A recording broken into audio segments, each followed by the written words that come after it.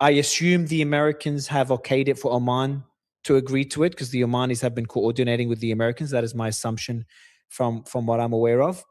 And from what I understand as well, the agreement is Iran controls the northern corridor, Oman controls the southern corridor with Iranian coordination. And the Iranians have the ability to um, intercept a ship or approve a ship before it goes through the southern corridor. But before we go into the details, um, is it fair to say congratulations? Do you think this is it? Well, I think that it's always You could be safe to optimistic be. once. That'll be for the first time ever since we spoke. You could be optimistic.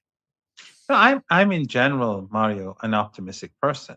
I mean, throughout this genocide in Gaza, if you go and see my interviews on shows like yours with other good friends who've been active over the years, I've always said that I believe that there's light at the end of the tunnel, and that what's going on in Palestine will, despite the darkness, and the horror that we're seeing every day, that there will be liberation and there will be an end to this oppression of the Palestinian people. And I believe the same about Iran. The interview begins with unexpected optimism. After months of escalating tensions, the discussion opens with reports of a possible agreement over the Strait of Hormuz. But the guest immediately cautions that peace is still fragile, setting up the central question of the interview. Is this truly the end of the crisis, or just a pause before the next one? But what I basically my caution is linked to is the degree to which the Zionists and the Israeli regime are willing to push and bring about this death and destruction for uh, for this region, and the degree to which they're willing to wreck the global economy for the sake of their regime, for the sake of Zionism. This war was never in the interests of the United States. Antagonism between Iran and the United States was never in the interests of the American people. And if it wasn't for the Israeli regime, we would have had normal ties by now. We would have had a U.S. embassy in Tehran. We would have had an Iranian embassy in the United States. The book that I spoke to you about, Going to Tehran by Clinton Hillary Leverett, that you bought, their thesis was that the United States and Iran should move towards rapprochement, and if they don't, they were predicting that it would lead to where we are today. It's a very impressive book, and they dealt with many of the myths about Iran and that you see in Western media, the propaganda, which some of your guests repeat. And that's why I think everyone should read the book. But the point is that the Israeli regime is the spoiler. Trump isn't even all that important in all this. It is the fact that the Israeli regime pushes Trump, or the Zionist lobby pushes Trump. They also pushed Obama. They pushed um, uh, all of the U.S. presidents in recent decades towards antagonism towards with regards to Iran. But Trump was foolish enough to go into war, and of course he was destined to lose this war. I said this from the beginning; they'll lose the war. And and today, if he was smart, if he was reasonable, he would go with the Omani Iranian agreement. And of course, Oman is coordinating with the United States, as you pointed out, because Trump, if you recall, he said, "We'll bomb Oman or wreck their country or something like that. We'll if they don't obey us." Oh, he threatened to So bomb them yes, exactly. a couple of Yeah, months ago now. exactly. So if he's smart, he will go back to his obligations. After all, it wasn't Iran that wrecked the deal, the MOU. It was the United States. They refrained from pushing the Israeli regime out of Lebanon. They refrained from returning Iran stolen assets. These were all obligations. Trump continued to threaten to murder Iranians, destroy Iran, murder Iranians. These are all violations of the agreement. They expanded the sanctions regime during the MOU, another violation, and they opened that corridor, which was a violation of Article 5, and which led to the fighting and the renewed war. And he basically undermined the deal from day one because he wasn't serious about it. The guest argues that the conflict was avoidable and claims diplomacy repeatedly broke down because of political decisions. This section establishes the foundation of his broader argument about why the region reached this point. Okay, first of all, you have to always remember, Mario, you're speaking to an old guy, and your question is elaborate, and so I'm going to forget 80% of the question, and then you'll have to, at the end, you'll have to say, but what about so and so? Okay. So you have to, remember, I'm growing old.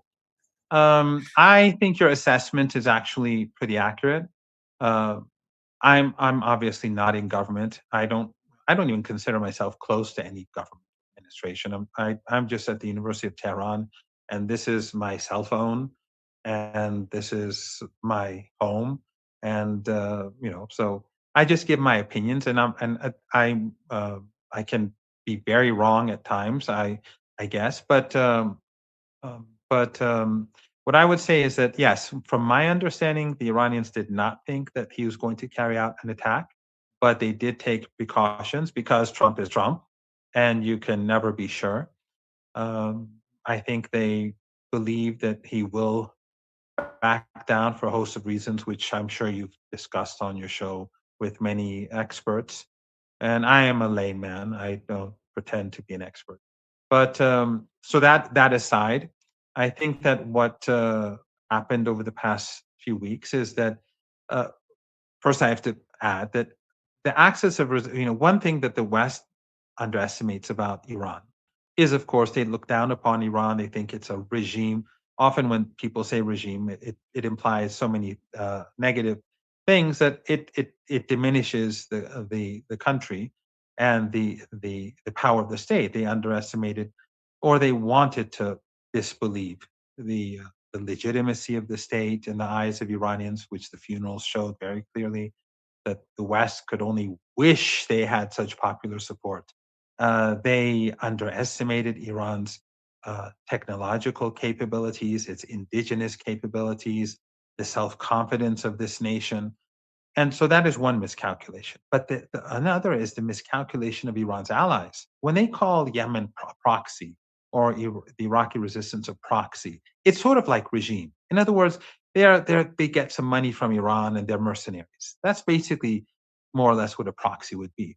They have agency, they have beliefs, they see themselves as standing up against genocide. They believe in what they're doing. So and as long as in the West they consider all these different groups as proxies, and instead they don't consider their own allies and client regimes as proxies. Only the Iranians, it's a regime, and their allies are all proxies. So by creating that narrative, it makes them feel good, I'm sure, saying, they're the regime and they're terrible proxies. It makes them feel good. Sort of like if I'm angry at someone, a taxi driver, and I insult him and say, you're a so and so, and make me feel good. Let's say, hopefully it doesn't, but it doesn't help. It's just it strengthens the miscalculation and the misperception. So Iran's allies, they have agency and they are powerful and they have popular legitimacy. In Yemen, the government in Sana'a, the capital of Yemen, has been in power for well over a decade, despite a genocidal war where the entire world was on their side. 80% of the population of Yemen is in territory controlled. The discussion shifts from diplomacy to military and political strategy. The guest argues that Western governments underestimated Iran's capabilities and misunderstood the motivations of its regional allies, leading to serious strategic miscalculations.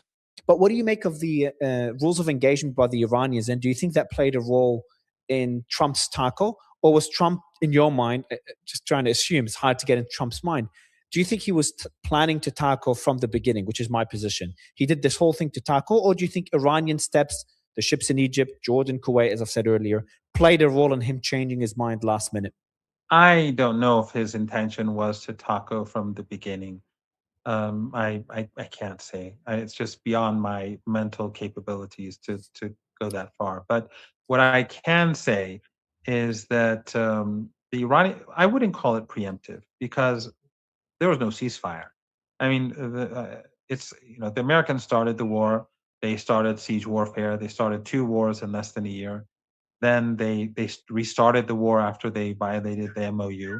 And Western American media, they're constantly saying that the Iranians they restarted the war. No, it wasn't the Iranians. The Americans ignored the MOU from day one. But then after 13 days, the Americans just stopped. And then the Iranians saw that the Americans were gathering forces in Jordan and Kuwait, and they decided to hit them. So it wasn't preemptive. It was an attack. There was no ceasefire. The two sides didn't agree to anything, and the Iranians, of course, have to protect themselves. But also, I think it's to send a message to Trump that look, we don't work on your timetable. We don't work based Exactly. on your schedule. You start a war with us. We're going to fight back and protect Mm. ourselves by any means necessary. Whenever we see it to be appropriate, we will strike.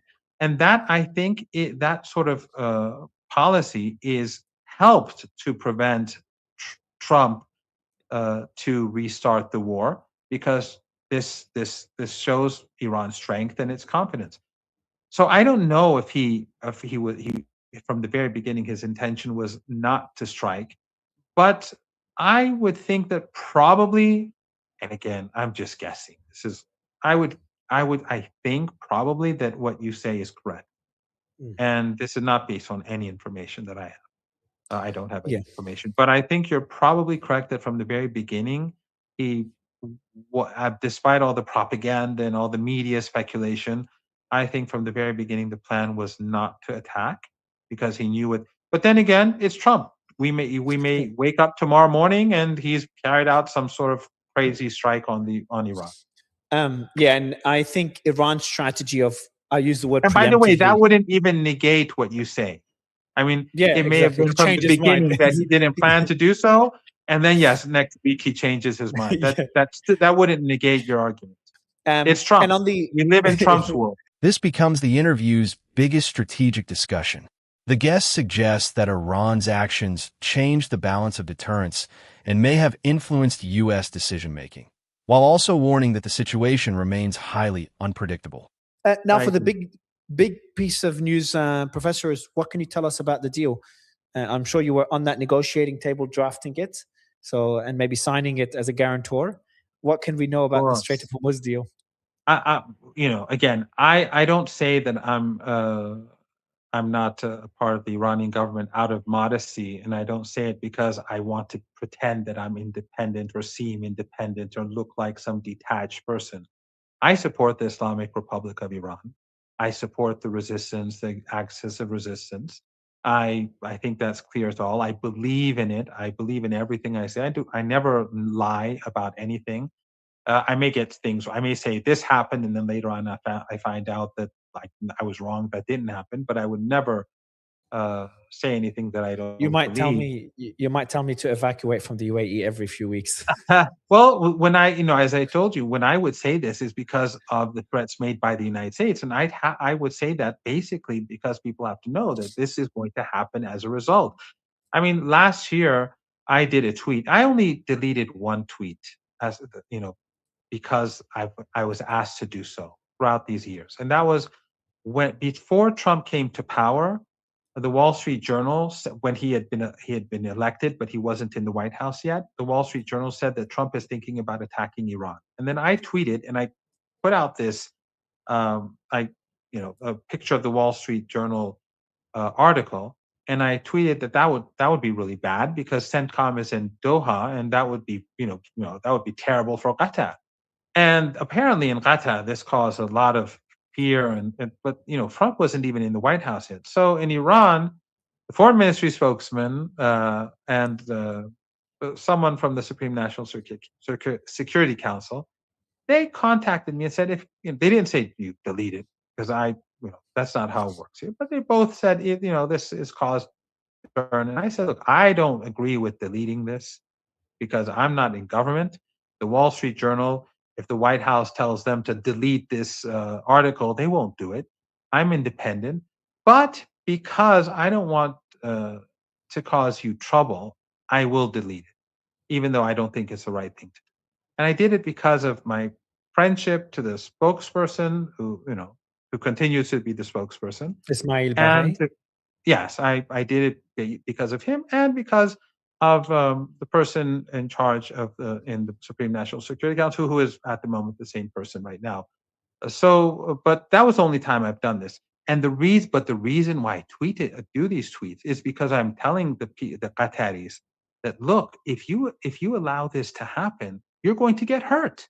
And look, if they had prevented the Americans from using their territory, the Emirates, Saudi Arabia, we wouldn't be where we are today. There would have been no war. There would have been no damage. There would have been no hardship. The focus now shifts away from battlefield developments and toward diplomacy. For the first time in the interview, the discussion centers on the proposed Strait of Hormuz agreement and why the guest believes it could reshape regional security. He argues that any lasting deal depends not only on negotiations between Iran and Oman, but also on broader geopolitical decisions involving the United States and its regional partners. Do you think there'll be next steps? Before I ask you whether there'll be a nuclear deal or whether you think sanctions could be removed, I want to ask you how Iran, I think I know your answer, but it'll be good to explore it further, is how will Iran be following this war? And what I mean by this is we know how Iran has been. We know their foreign policy strategy, etc. has been pretty consistent for the last few years, even decades. But everyone's, you can't expect Iran to come out of this war the same when it's been part of this war of aggression that was unprovoked. And Mustafa Khamenei, the leader, the supreme leader, he also lost his wife, I think his daughter, his father, maybe his mother, all these different families. Not his daughter. That was his niece, maybe. Another grandchild from. My apologies. He lost his niece. That's right. He lost his sister, his wife, a niece, and of course his father. And obviously he's and his brother-in-law. And his brother-in-law, and he's likely very injured as well. So when someone, I don't think so. No, I don't think. You don't think he's got severe injuries? Okay, putting that aside, even if he hasn't, losing that many family members, I'm sure anyone that has a family could relate to it. It changes a person in ways that are difficult to really even imagine. So with a supreme leader that's just been through that traumatic experience, with a country that's been through that traumatic experience, do you worry that there are voices in Iran that do talk about revenge? We've seen the billboard, we've seen the video on Fars News about how to kill Trump. There was another one on how to kill Trump's wife, Melania. So there is that sentiment for revenge in Iran, and it's understandable after this war. I'm not saying it's justified, I'm saying it's understandable. The worry that I have, and other countries, other Gulf country leaders also have, is that Iran may come out of this more hostile.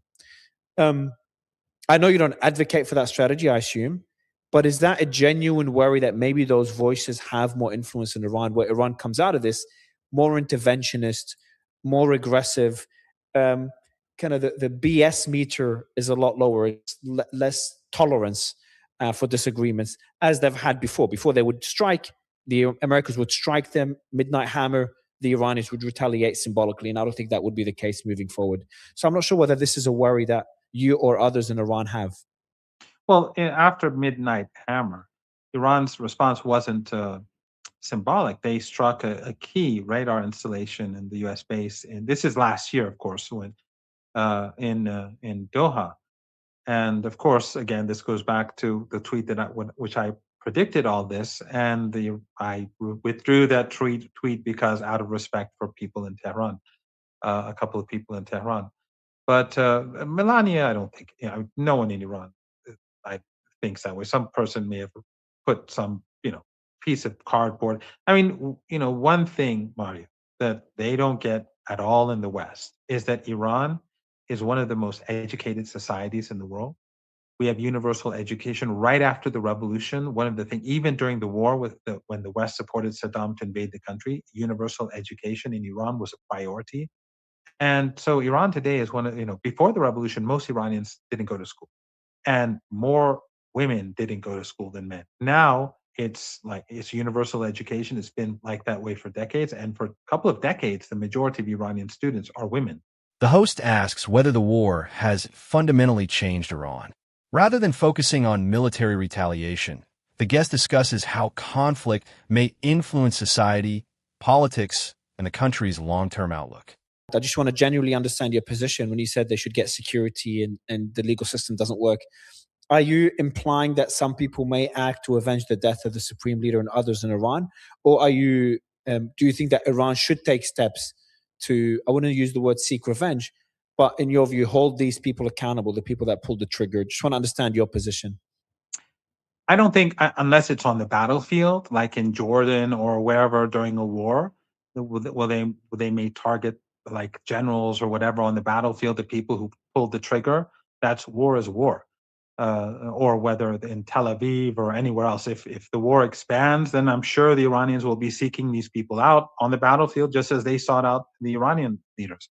I don't think that the Iranians are going to at all. I don't believe at all that the Iranians are going to pay people to go to the United States, sleeper cells. All that is nonsense. That is just to scare people in the United States. I mean, if you do see a major attack in any time in the future in the United States, you can be sure that it was the Israelis or the Mossad, or that it was an inside job or whatever. I have no doubt about that. But will there be people who may seek revenge for the crimes that were committed? Yeah, I think so. I think that there will be people who will, if they have the opportunity to get revenge for all the murder and the slaughter, that they'll do so. Yeah, I'm Do you sure think there. they should? I Do mean, you think they should, or you advocate against it? I'm not going to personalize this sort of thing. But Professor Izadi also avoided that question. It's a tough question. It is a tough question, I'm isn't it? not going to go there. I think Understand. it's clear that these people have carried out crimes against humanity, and that my preference, my ideal would be Nuremberg trials for the wars in Iraq, in Afghanistan, in Libya, in Venezuela, in the crimes against humanity being carried out in Cuba, and so on. I think all these people have to go to jail, and it's not just the Americans; it's the Europeans that assisted them. It is their, these none of these war. I mean, it's the irony is that Iran has been demonized all these years. And it's not Iran that starts any of these wars. The genocide is being carried out in Gaza, but we're the bad guys. The Iranians are the bad guys. The Americans wage war against Iran. The Iranians are the bad guys. The Americans destroy Iraq. They supported Saddam Hussein. They funded, so they gave him the chemical weapons. And then they went after Iraq for the chemical weapons that they gave to Saddam Hussein. They created Al Qaeda. Then they invaded Afghanistan because of Al Qaeda and told their people, these Islamic radicals, they are really terrible people. And then when all these countries are destroyed and millions of people leave their homes and go to Europe because they have nowhere else to go, they tell, look at these Muslims who are invading our country. I mean, it's just, it's just extraordinary. Again, I hope you read that book I asked you to read, Going to Tehran. It's worth reading. But also Alistair Crook's book, Resistance. I think that actually in all this, Iran and the axis of resistance have been more humane and more reasonable than the collective West. And when I mean the collective West, I'm talking about Western elites and Western governments and these regimes that govern the West. And by the way, when I say regime, I say the US regime, the Trump regime. It's because that's the language that they use when they refer to it. I remember when you started using it. It was in the first few interviews we did, you called it government, and then when people were using the word regime for Iran, then you're like, all right, you want to play this game, and you started playing the same game. I remember the shift. Yeah. Professor, well, good chat again. Congratulations. We seem to be close to having a deal. Iran's Deputy Foreign Minister Kazem Garibabadi says any agreement with Oman would not mean Tehran will implement Article 5 of the Islamabad MOU. Article 5 reportedly requires Iran to reopen the Strait of Hormuz to commercial shipping free of charge for 60 days.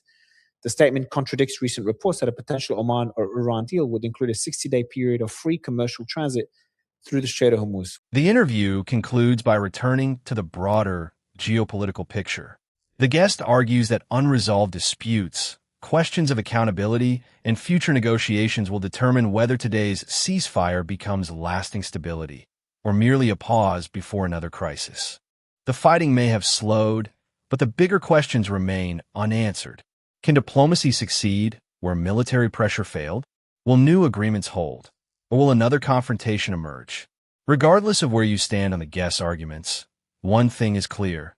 The decisions made in the months ahead could shape the future of the Middle East and the global economy for years to come.